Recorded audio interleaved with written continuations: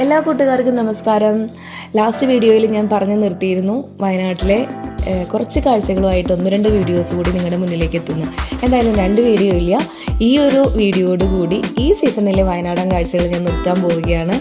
വയനാടിൻ്റെ ഭംഗി എത്ര പറഞ്ഞാലും മതിയാവില്ല കേട്ടോ. അത്രയും സഞ്ചാരപ്രേമികളായിട്ടുള്ള ആൾക്കാർക്കൊക്കെ അത്ര ഇഷ്ടപ്പെട്ടൊരു സ്ഥലം തന്നെയായിരിക്കും തോന്നുന്നു വയനാട്. കാരണം അവിടെ എവിടെ നോക്കിക്കഴിഞ്ഞാലും കാഴ്ചകൾ കൊണ്ട് നിറഞ്ഞു നിൽക്കുന്ന ഒരു സ്ഥലമാണ്. അപ്പോൾ ഇന്നത്തെ വീഡിയോയിൽ 2 സ്ഥലത്തേക്കാണ് ഞാൻ കൊണ്ടുവന്നത്. അതിലിപ്പോൾ ഫസ്റ്റ് വന്ന് നിങ്ങളെ കാണുന്നത് അത്രയും ബ്യൂട്ടിഫുൾ ആയിട്ടുള്ളൊരു പ്ലേസാണ്. ഇതാണ് വയനാട്ടിലെ നെല്ലറച്ചാൽ. അധികം ആരും ശ്രദ്ധിക്കപ്പെടാത്ത ഒരു ടൂറിസ്റ്റ് പ്ലേസ് എന്ന് പറയാം കേട്ടോ നമുക്കിതിനെപ്പറ്റി. കാര്യം എന്ന് വെച്ച് കഴിഞ്ഞാൽ എന്തുകൊണ്ടോ ടൂറിസത്തിൻ്റെ ഇതിൽ ഉൾപ്പെടാത്തത് കൊണ്ടാണോ എന്നറിയില്ല, അത്ര അധികാരം അങ്ങനെ കേട്ടിട്ടില്ല. പക്ഷേ ഇവിടെ വരുമ്പോഴുള്ളൊരു ഭംഗി അത് വർണ്ണിക്കാൻ പറ്റില്ല കേട്ടോ. ഒരു പച്ചപ്പ് നിറഞ്ഞൊരു കുന്നും അതിന് താഴെയുള്ള ജലാശയവും ഇങ്ങനെ മേഘക്കെട്ടുകൾ തൊട്ട് നിൽക്കുന്ന ജലാശയമൊക്കെ കൂടി കാണുമ്പോൾ അവിടെ നമ്മൾ എത്ര നേരം സ്പെൻഡ് ചെയ്താലും നമുക്ക് മടുക്കില്ല. അത്രയും പീസ്ഫുള്ളായിട്ടുള്ള ഒരു അന്തരീക്ഷമാണ്. നഗരത്തിൻ്റെ തിരക്കോ കാര്യങ്ങളോ ഒന്നുമില്ലാണ്ട് നിങ്ങൾക്കിതിൽ കാണാൻ പറ്റും. പിന്നെ അവിടെ പശുക്കളൊക്കെ വന്ന് മേയുന്നുണ്ട്. അതിനെയൊന്നും അങ്ങനെ കെട്ടിയൊന്നും ഇട്ടിട്ടില്ല കേട്ടോ. അങ്ങനെ അവരെ അഴിച്ചു വിട്ടേക്കാണ്. അവരവരുടെ സമയമാകുമ്പം കഴിച്ച് പുല്ലൊക്കെ തിന്നിട്ട് തിരിച്ചു പോകും. പിന്നെ ഇതിൽ നമ്മൾക്ക് കുഞ്ഞു കുഞ്ഞ് ആമ്പൽപ്പൂക്കൾ കാണാൻ പറ്റും ഈ വെള്ളത്തിലൊക്കെ. ചില സീസണിൽ നിറയെ ആമ്പൽപ്പൂക്കളുണ്ടെന്ന് പറഞ്ഞിരുന്നു. അപ്പം ഇതിൻ്റെ വെള്ളത്തിൻ്റെ ഒരു നീലിമയും കുന്നുകളിലുള്ള ആ ഒരു പച്ചപ്പും എന്താ പറയുക, എനിക്കൊക്കെ ഇങ്ങനത്തെ ഒരു സ്ഥലത്ത് ഭയങ്കര ഇഷ്ടമാണ് കേട്ടോ. അപ്പോൾ ഇങ്ങനത്തെയൊക്കെ സ്ഥലത്ത് പോകാൻ ഇഷ്ടപ്പെടുന്നവർക്ക് പിന്നെ എനിക്ക് തോന്നുന്നു ഫോട്ടോഷൂട്ടിനൊക്കെ പറ്റിയ ഏരിയയാണ്. ഒരു ബെസ്റ്റ് വ്യൂ പോയിൻ്റ് എന്ന് തന്നെ നമുക്ക് പറയാം നെല്ലറച്ചാൽ. അപ്പം സാധിക്കുന്നവരൊക്കെ വയനാട് വരുമ്പം ഇത് ചിലപ്പോൾ നമ്മുടെ ലിസ്റ്റിലുണ്ടാവില്ല, ഒന്ന് വന്ന് കണ്ടോളൂ. അത്രയും ഭംഗിയുള്ള സ്ഥലമാണ്. ഇവിടെ നമുക്കങ്ങനെ എൻട്രി ഫീസോ കാര്യങ്ങളോ അങ്ങനെയൊന്നുമില്ല. അവിടെ കാറൊക്കെ പാർക്ക് ചെയ്യാനായിട്ട് ഇഷ്ടംമാതിരി സ്ഥലമുണ്ട്. അപ്പം നമ്മളവിടെ ഇട്ടിട്ട് നമ്മളിങ്ങനെ നമുക്ക് താഴത്തേക്ക് ഈ ജലാശയത്തിനടുത്തേക്കൊക്കെ നമുക്ക് വരാം, കുറേ സമയം സ്പെൻഡ് ചെയ്യാം. അപ്പം ഇനി അടുത്ത സ്ഥലത്തേക്ക് എന്ന് പറയുന്നത് ഇത് നമ്മുടെ ഹണി മ്യൂസിയമാണ്. അപ്പം ഈ നെല്ലറച്ചാലിൻ്റെ കാഴ്ചകൾ പറഞ്ഞ് സമയം പോയത് അറിഞ്ഞില്ല. ശരിക്കും നെല്ലറച്ചാൽ ഞങ്ങൾ വന്ന് റിസോർട്ടിൽ താമസിച്ച് അന്ന് വൈകുന്നേരമാണ് കേട്ടോ അവിടേക്ക് പോയത്. ഒരു മേപ്പാടിയിലായിരുന്നു ഞങ്ങൾ സ്റ്റേ ചെയ്തിരുന്നത്, ഡാസിൽ മൗണ്ട് റിസോർട്ട്. അതിൻ്റെ വീഡിയോ ഞാൻ ചെയ്തിട്ടുണ്ട്. അപ്പോൾ അവിടെ നിന്ന് ഒരു 10 കിലോമീറ്ററൊക്കെ ആയിരുന്നു ഈ നെല്ലറച്ചാലിലേക്ക് ഉണ്ടായിരുന്നത്. 10 കിലോമീറ്റർ കൂടുതലുണ്ടായിരുന്നു. അപ്പോൾ അതേ ഞാൻ പറഞ്ഞോളൂ, അടുത്ത വീഡിയോ എന്ന് പറയുന്നത്, അടുത്ത സ്ഥലം എന്ന് പറയുന്നത് ഹണി മ്യൂസിയമാണ്. ഇത് ഇന്ത്യയിലെ തന്നെ ആദ്യത്തേതും അതുപോലെ ലോകത്തിലെ 2ാമത്തേതുമായിട്ടുള്ള ഒരു ഹണി മ്യൂസിയമാണ്, ബീ ക്രാഫ്റ്റ് ഹണി മ്യൂസിയം.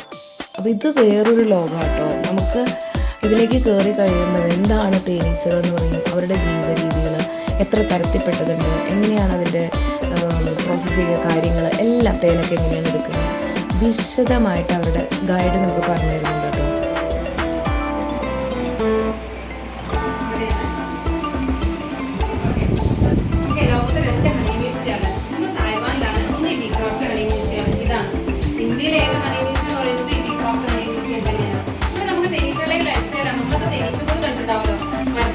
ബിൽഡിങ്ങിന്റെ പുറത്ത് പാറ ഇരിക്കുകയെല്ലാം ഒരുപാട് തേനീച്ചകളുണ്ട്. ഈ തേനീച്ചകളിലൊക്കെ 3 തരത്തിലുള്ള തേനീച്ചകളാണ് ഉണ്ടാവുക. ആൺതേനീച്ചകളും പെൺതേനീച്ചകളും കാട്ടുതേനീച്ചകളുണ്ടാവും. ആൺതേനീച്ചകൾ എന്ന് പറഞ്ഞാൽ ഫുഡ് ലേസി ബീസാണ്, മടിയ ഈച്ചകളാണ്. അവരവിടെ പ്രത്യേകിച്ച് പണികളൊന്നും ചെയ്യില്ല. പെൺതേനീച്ചകളെ വർക്കോബീസ് ആണ് അറിയപ്പെടുന്നത്. അവരുടെ പേര് പോലെ തന്നെ ആ കൂടിലെ എല്ലാ പണികളും ചെയ്യുന്നത് ഫീമെയിൽ ബീസാണ്. കൂടുണ്ടാക്കണം, കൂട് വൃത്തിയാക്കണം, കൂട്ടിലേക്ക് വേണ്ട ഫുഡ് കൊണ്ടുവരണം, കൂട്ടിലെ സംരക്ഷിക്കണം, ഒരുപാട് ജോലികൾ. പിന്നെ വരുന്നത് റാണിയായതുകൊണ്ട് പ്രത്യേകിച്ച് പണികളൊന്നുമില്ല, എന്നാലും ഒരുപാട് പ്രത്യേകതകളുണ്ട്.